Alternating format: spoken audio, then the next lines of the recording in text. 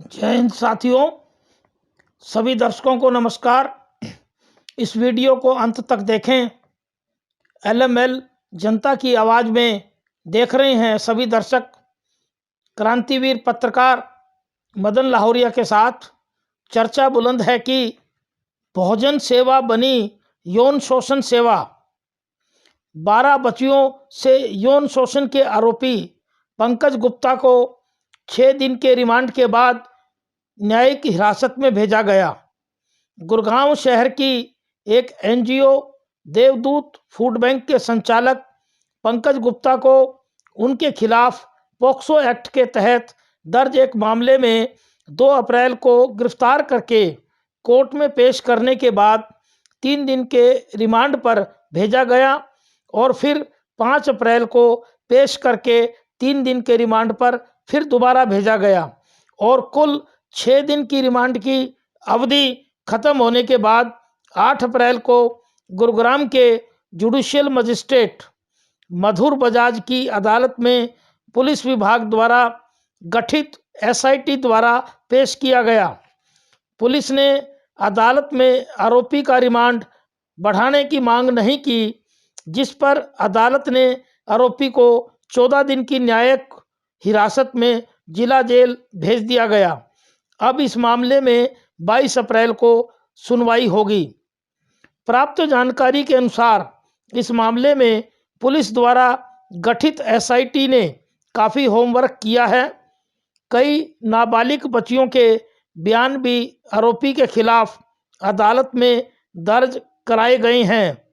SIT ने आरोपी पंकज गुप्ता के मोबाइल, लैपटॉप व उनकी इनोवा गाड़ी भी अपने कब्जे में ले ली है ताकि मामले की तह तक पहुंचा जा सके। शिकायतकर्ता नाबालिग बच्चियों की नियमानुसार मेडिकल जांच भी कराई गई है। इस मामले की चाइल्ड वेलफेयर कमेटी CWC भी जांच कर रही है, जिसकी रिपोर्ट अभी आने बाकी है।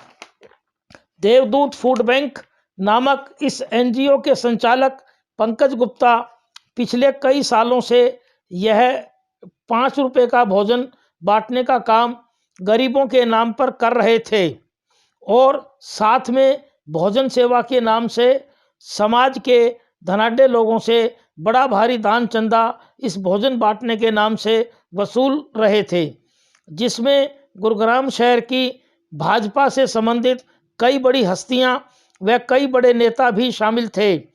इस भोजन सेवा की आड़ में बड़े नेताओं को खुश करने के लिए छोटी छोटी स्कूली नाबालिग बच्चियों को यौन शोषण का शिकार बनाया जा रहा था। इस एनजीओ के संचालक पंकज गुप्ता ने गुरुग्राम शहर के सुभाष नगर स्थित एक 3-4 मंजिला इमारत में खाना बनाने की रसोई व आलीशान सभी सुविधाओं सहित ऑफिस व टॉयलेट बाथरूम बना रखे थे। यहाँ पर राशन का भंडारण भी होता था।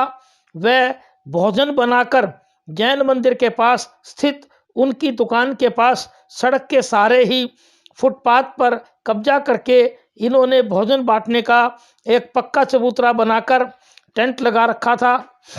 वह वहीं पर तंदूर भी लगा रखा था।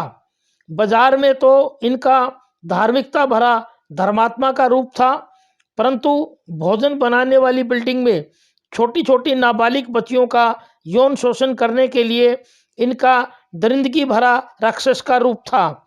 यौन शोषण के आरोपी पंकज गुप्ता के ये 2 रूप थे। जैन मंदिर के पास भोजन बांटने वाली जगह के पास ही एक राजकीय कन्या विद्यालय है।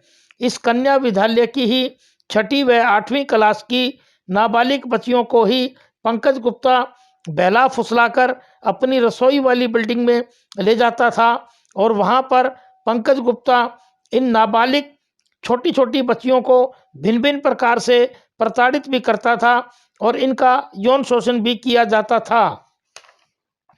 इस राजकीय कन्या विद्यालय की middle class head teacher Saroj Yadav ने पुलिस में शिकायत दी थी कि पंकज गुप्ता स्कूल में शिक्षा ग्रहण करने के लिए आने वाली कई छात्राओं को अपनी एनजीओ की बिल्डिंग में कार्य के लिए लगाए रखता है, जिसकी जानकारी न तो स्कूल की शिक्षिकाओं को है और न ही उनके अभिभावकों को। पुलिस ने उनकी शिकायत पर पंकज गुप्ता के खिलाफ पॉक्सो एक्ट सहित अन्य धाराओं में मामला दर्ज कर जांच शुरू कर दी थी। पुलिस के उच्चाधिकारियों ने मामले की गंभीरता को देखते हुए एसआईटी का गठन कर दिया था। एसआईटी ने अदालत से आरोपी को 6 दिन की रिमांड पर लेकर गहनता से जांच की और जांच के बाद आरोपी पंकज गुप्ता को अदालत में पेश कर उसे न्यायिक हिरासत में भेजने का आग्रह अदालत से किया और अदालत ने उसे न्यायिक हिरासत में भेज दिया।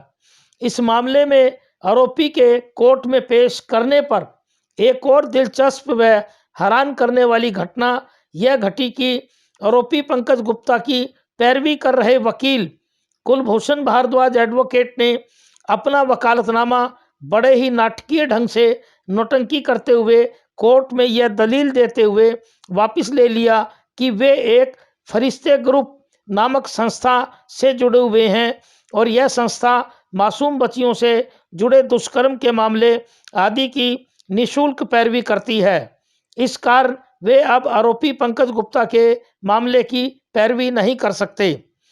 कुलभूषण भारद्वाज एडवोकेट ने इस मामले में अपना वकालतनामा जो वापस लिया है उसकी असली वजह तो यह है कि वे खुद आरोपी पंकज गुप्ता की एनजीओ देवदूत फूड बैंक से सक्रिय रूप से जुड़े हुए हैं और इस एनजीओ की हर गतिविधि की उनको अच्छी तरह से जानकारी है। इस एनजीओ की आड़ में आरोपी पंकज गुप्ता द्वारा किए जा रहे सभी काले कारनामों की जांच पड़ताल होने पर स्वयं एडवोकेट कुलभूषण भारद्वाज के फंसने की पूरी संभावना के चलते ही एडवोकेट कुलभूषण भारद्वाज ने अपना वकालतनामा इस केस से वापस लिया है। जय हिंद, वंदे मातरम।